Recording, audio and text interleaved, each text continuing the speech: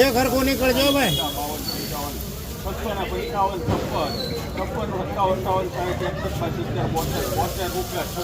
સમજો સમજો સાહેબ, સારું છે ભાઈ, સારું છે ભાઈ.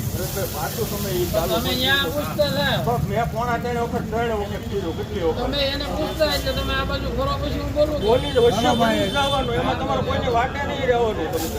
હલો હલો લેવાય છે લઈ લે બસ. 72